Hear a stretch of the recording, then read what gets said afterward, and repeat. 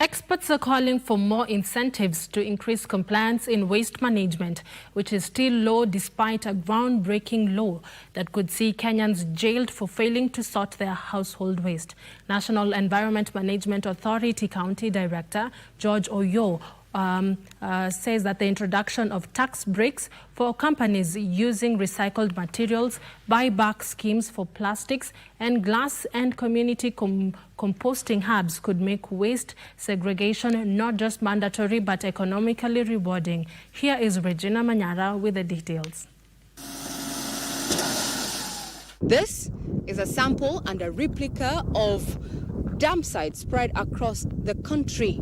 The Sustainable Waste Management Act, hailed as a game changer for Kenya's green agenda, requires households to segregate waste into organic, recyclable and general categories or 50,000 shillings or 6 months in jail. However much we compel them using law, I think there is a huge element of willingness to do that because traditionally we have not segregated our waste. Despite the law being in place, 2 years on, data paints a troubling picture. Kitambo kulikuwa kuzuri, lakini sasa saizi chokora tumekuwa wengi. Wacha tujiite chokora sasa ni hivyo. Maana sote tuko takataka. The Economic Survey 2024 reveals glaring gaps in waste collection and recycling. And in many instances, the responsibility for managing the waste has usually been left to either government agencies, that's like the county government or the local government. Nairobi, for instance, generated 1,100 tons of waste, but collected less than half of it. Are grappling with similar crisis, with thousands of tons left. Ingia inamwaga, ikishamwaga inaondoka, ikishaondoka sisi tunaanza kuchokora.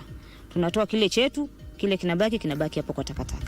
The goal was to transition from Kenya's current linear dump and forget model to a circular economy where 60% of the waste becomes manure, 30% is recycled, and only 5% ends up in landfills. Taita Taveta County is on this path, talking about plastic, glass, as well as cartons being the most favorite material to find its way here. This particular project is a pioneer project backed by the EU under the Go Blue projects with a capacity to be scaled up across the country. However, stakeholders believe that there is need to bridge the current policy gaps and ring fence the value chain. And I would still take it back to the lack of that policy. So we've not organized the groups properly, and we've also not found we don't have the legal or policy framework to engage the private sector who might also be willing to come in and take up that project moving forward. If recycling machines are installed, then it will be a game changer. For some like Nyaga, the dump site is all they know, and changing it requires an alternative that earns them a living. Mimi ni mtu niko na watoto shuleni. In case mtoto amefukuzwa leo na mimi naongojea mzigo uje kwenda baada ya mwezi 3 ama miezi 4, ndio inakuwa ngumu kwetu. Sisi watu tuko chini. Lakini tungepata mradi fulani katupatia pesa, tukanunua mali kwa wingi, tungeungana na wale tukakuwa sawa. However, without widespread public awareness and infrastructure to support it, experts fear the law could remain only on paper. Hai, wacha takataka zimwagwa hapa. Hata paka hapa. Harufu hiyo inaingia paka nyumbani. Maizi nayo ndio hizo. Ukiweka chai hivi inajaa hivi unamwaga. Nimevumilia hapa, nimevumilia sana.